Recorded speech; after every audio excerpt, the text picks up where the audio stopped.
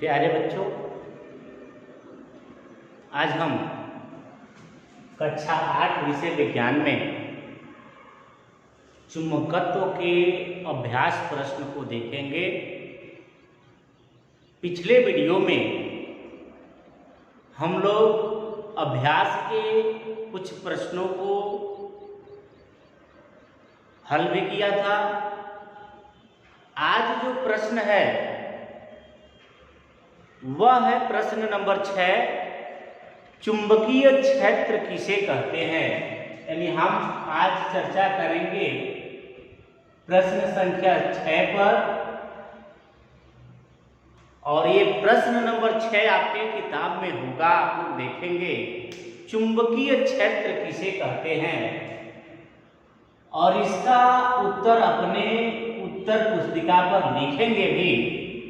अगर चुंबकीय क्षेत्र किसे कहते हैं यह प्रश्न आपके सामने आ जाए तो आप लिखेंगे किसी चुंबक के चारों ओर का वह क्षेत्र जिसमें हम उस चुंबक के चुंबकीय प्रभाव को अनुभव करें, चुंबकीय क्षेत्र कहलाता है।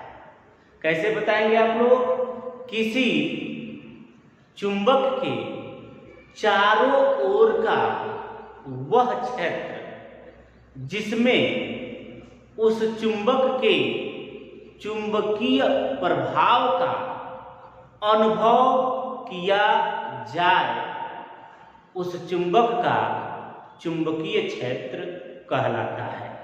ये प्रश्न नंबर 6 था। इसके बाद अगला जो प्रश्न होगा प्रश्न 7। और प्रश्न 7 क्या है, ध्यान से देखेंगे। चुंबकीय बल रेखाओं को चित्र सहित परिभाषित कीजिए। चुंबकीय बल रेखाओं को चित्र सहित परिभाषित कीजिए। तो इसका आंसर कैसे आप लिखेंगे? चुंबकीय बल रेखाओं को हमने बताया है, आप बताएंगे।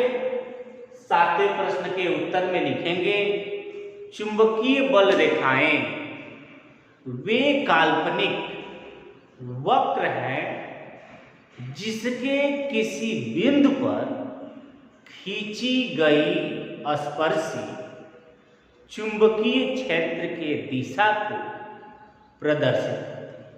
आप बताएंगे चुंबकीय बल रेखाएं वे काल्पनिक वक्र हैं जिसके किसी बिंदु पर खींची गई स्पर्शी चुंबकीय क्षेत्र के दिशा को प्रदर्शित करते हैं।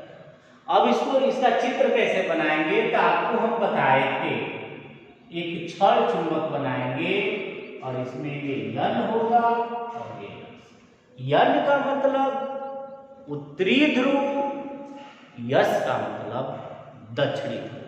चुंबकीय बल रेखाएं जो होती हैं चुंबकीय ध्रुव से निकलकर उत्तरी ध्रुव से निकलकर दक्षिणी ध्रुव पर समाप्त हो जाती हैं।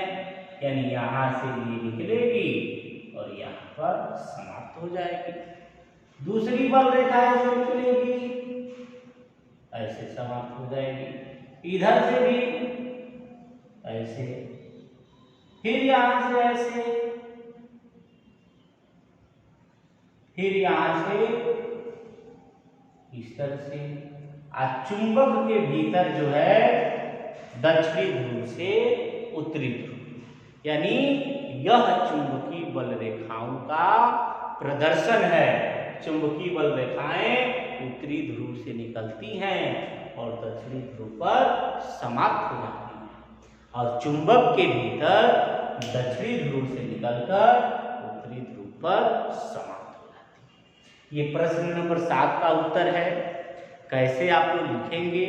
सुनकर कापी पर नोट कर लेंगे। आप बताएंगे प्रश्न नंबर 7 का उत्तर चुंबकीय बल रेखाएं वे काल्पनिक वक्र हैं जिसके किसी बिंदु पर खींची गई स्पर्शी चुंबकीय क्षेत्र के दिशा को प्रदर्शित, चुंबकीय बल रेखाओं का चित्र प्रदर्शित है और ये चित्र आप क्या करेंगे, बना लेंगे। इसके बाद प्रश्न नंबर 8 हम लोग देखेंगे। प्रश्न नंबर 8 क्या कह रहा है? प्रश्न नंबर ये आपका 7 था, फिर प्रश्न नंबर 8। प्रश्न नंबर 8 देखिए क्या कह रहा है, अस्थायी तथा अस्थायी चुंबक एक दूसरे से किस प्रकार भिन्न है। यानी अस्थायी चुंबक तथा अस्थायी चुंबक एक दूसरे से किस प्रकार भिन्न है, इसको बताना है। तो 8वें के उत्तर में आप लोग लिखेंगे अस्थायी चुंबक, अस्थायी चुंबक एक ऐसा चुंबक होता है जिसका चुंबकत्व अस्थायी नहीं रहता है, वह समाप्त हो जाता है। अस्थायी चुंबक नर्म लोहे से बना होता है। किससे बना होता है? नर्म लोहे से बना होता है। उत्तर में क्या लिखेंगे? अस्थायी चुंबक एक ऐसा चुंबक होता है जिसका चुंबकत्व जल्दी से समाप्त हो जाता है। अस्थायी चुंबक नर्म लोहे से बना होता है। जैसे विद्युत चुंबक जो होता है वह अस्थायी चुंबक है। जब तक कुंडली में धारा प्रवाहित करते हैं तब तक उसके अंदर चुंबकीय गुण होता है, लेकिन जैसे ही धारा का प्रवाह बंद होता है कुंडली के अंदर से चुंबकीय गुण समाप्त हो जाता है, यानी वह जो है अस्थायी चुंबक है। फिर इसमें हम बताएंगे अस्थायी चुंबक क्या होता है। तो अस्थायी चुंबक में आप बताएंगे वे चुंबक जिसका चुंबकत्व अधिक समय तक रहता है, जल्दी से समाप्त नहीं होता है, अस्थायी चुंबक कहलाता है। अस्थायी चुंबक को एल्युमिनियम, कोबाल्ट, निकेल, यानी एल्युमिनियम, कोबाल्ट और निकेल से बनाया जाता है। अब एक बार और सुन लीजिए 8वें प्रश्न का उत्तर कैसे लिखेंगे। आप लिखेंगे अस्थायी चुंबक ऐसा चुंबक होता है जिसका चुंबकीय गुण जल्दी से समाप्त हो जाता है। अस्थायी चुंबक को नर्म लोहे से बनाया जाता है, जबकि अस्थायी चुंबक एक ऐसा चुंबक होता है जिसका चुंबकीय गुण जल्दी से समाप्त नहीं होता है। अस्थायी चुंबक को एल्युमिनियम, कोबाल्ट तथा निकेल, एल्युमिनियम, कोबाल्ट तथा निकेल से बनाया जाता है। ये प्रश्न नंबर 8 था। अब जो है प्रश्न नंबर 9 आपके सामने आएगा। प्रश्न नंबर 9 देखिए क्या है। पृथ्वी एक चुंबक की भांति कार्य करती है, इसके लिए तथ्य दीजिए। इसको जब हम इस पाठ को पढ़ा रहे थे तब इस पर हम लोग चर्चा किए थे। अब प्रश्न नंबर 9 का उत्तर कैसे लिखेंगे, ध्यान से सुनेंगे। आप बताएंगे कि पृथ्वी चुंबक की भांति व्यवहार करती है। इसका कारण यह है कि जब हम किसी चुंबक को बांध कर लटकाते हैं तो चुंबक उत्तर और दक्षिण दिशा में ठहरता है, जिससे यह निष्कर्ष निकलता है कि पृथ्वी के अंदर एक ऐसा चुंबक है जिसका उत्तरी ध्रुव दक्षिण है और दक्षिणी ध्रुव उत्तर है, जो पृथ्वी के ऊपर किसी चुंबक को बांध कर लटकाया जाता है तो विपरीत ध्रुवों को अपने तरफ आकर्षित करता है, तथा जब हम किसी लोहे के पदार्थ को पृथ्वी में दबा देते हैं तो कुछ दिन बाद उसके अंदर भी चुंबकीय गुण आ जाता है। इस प्रकार हम कह सकते हैं कि पृथ्वी चुंबक की भांति व्यवहार बड़ा है। एक बार और सुन लेंगे इसको कैसे आपको बताना है।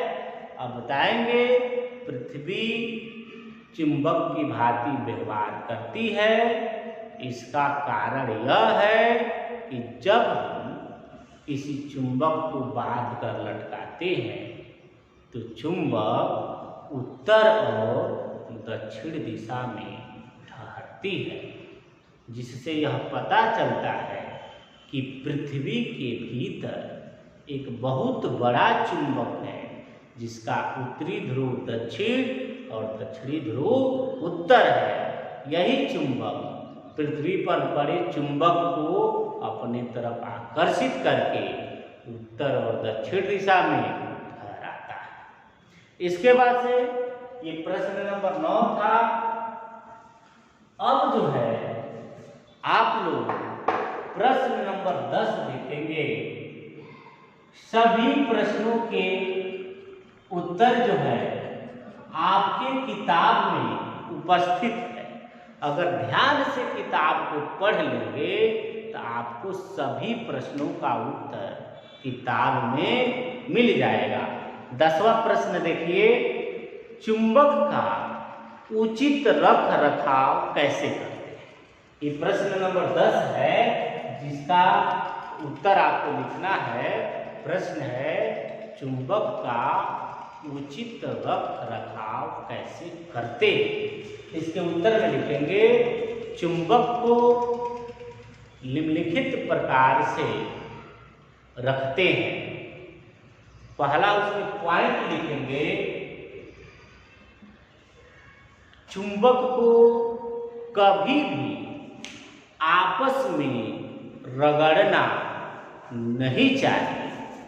पहला पॉइंट आप क्या लिखेंगे इसमें, चुंबक को कभी भी आपस में रगड़ना नहीं चाहिए। उसके बाद दूसरा पॉइंट आप लोग लिखेंगे, इसमें चुंबक को कभी पीटना नहीं चाहिए।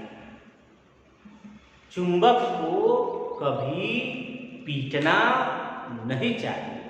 और तीसरा पॉइंट एक और लिख लेंगे, चुंबक को कभी गर्म नहीं करना चाहिए।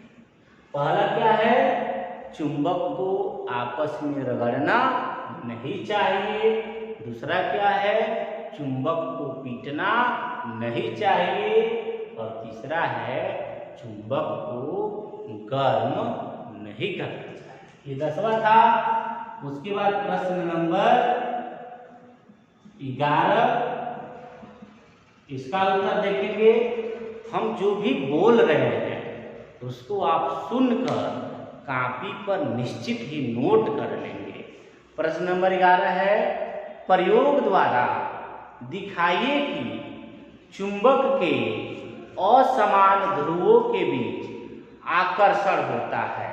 तो इसके लिए आपको क्या करना है, ये प्रश्न नंबर 11 का उत्तर है। आपको जो है चुंबकीय सुई को जो है इस तरह से जो रहता है, ये चुंबकीय सुई है, ये आपका हो गया चुंबकीय सुई। इसको हम ऐसे स्थिर कर देंगे, यह यन है और यह यस है। प्रयोग के द्वारा हमको बताना है कि समान ध्रुवों के बीच आकर्षण होता है, सॉरी प्रतिकर्षण होता है, और विपरीत ध्रुवों के बीच आकर्षण। अब हम एक दूसरा चुंबक लेते हैं, इस पर यस है और यन है। तो जब हम इधर इसको, इस पर यन है और ये यस है, जब हम इसको एक दूसरे के पास लाते हैं, ये जो यस है यन की ओर झुक जाती है, यानी खींचती है, यानी असमान ध्रुवों के बीच आकर्षण हो गया। जबकि जैसे ही हम यहां पर एक दूसरा फिगर बना देते हैं, ये आपकी चुंबकीय सुई हो गई,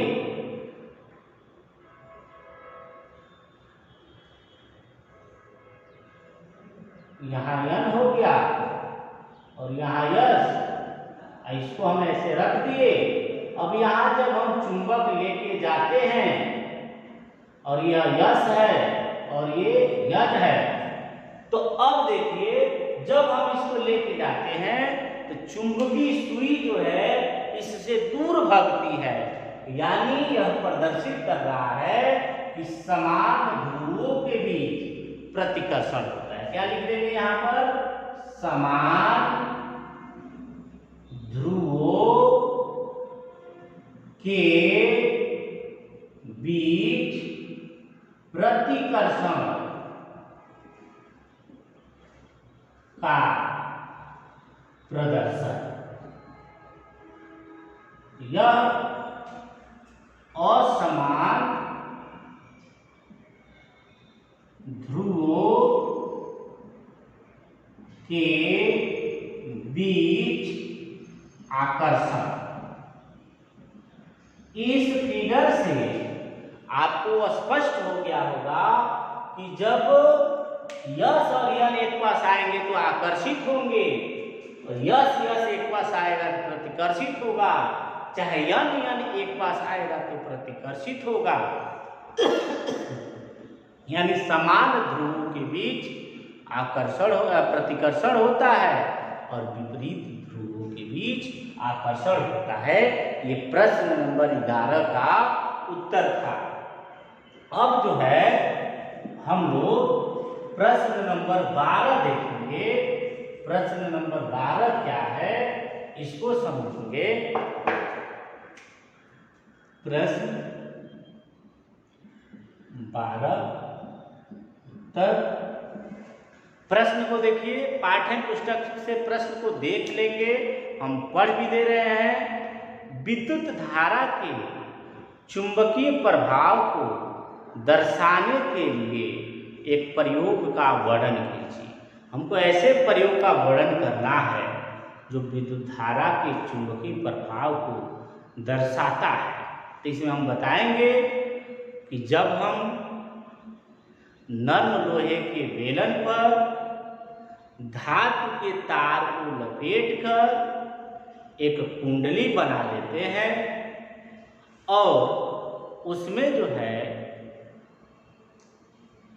अब हम प्रश्न नंबर 12 देखेंगे जो है विद्युत धारा के चुंबकीय प्रभाव को दर्शाने के लिए एक प्रयोग का वर्णन कीजिए।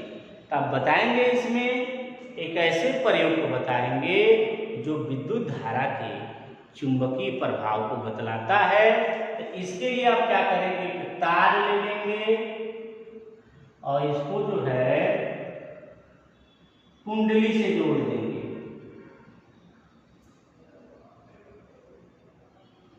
तार को हम स्विच से जोड़ देंगे और इसको जो है एक बैटरी लेंगे और बैटरी से क्या करेंगे, इस तार को जोड़ देंगे इस तरह से। यह बैटरी है, यह कुंजी है। अब हम क्या करते हैं, जब कुंजी को ऑन करते हैं यानी स्विच ऑन करते हैं, यानी ऑन जब करेंगे इसमें धारा इस तरह से जाएगा। अब यहाँ पर हम चुंबकीय सुई को लाते हैं जिस पर यह लिखा होता है, तो ये चुंबकीय सुई विक्षेपित हो जाती है, घूमने लगती है। और जैसे ही आप करते हैं, ये चुंबकीय सुई रुक जाती है। यानी जब धारा जाता है तो सुई विक्षेपित हो जाती है और धारा रुक जाता है तो सुई जो है रुक जाती है। यानी यह प्रयोग जो है वैद्युत धारा के चुंबकीय प्रभाव को दर्शाता है। इसको इसमें बना लेंगे और लिखेंगे कैसे। जब किसी तार में धारा प्रवाहित करके उसके पास चुंबकीय सुई ले जाते हैं तो सुई विक्षेपित हो जाती है, जबकि धारा प्रवाह को रोक देने पर सुई स्थिर हो जाती है। यह प्रयोग वैद्युत धारा के चुंबकीय प्रभाव को प्रदर्शित करता है। आज के लिए बस इतना ही। धन्यवाद।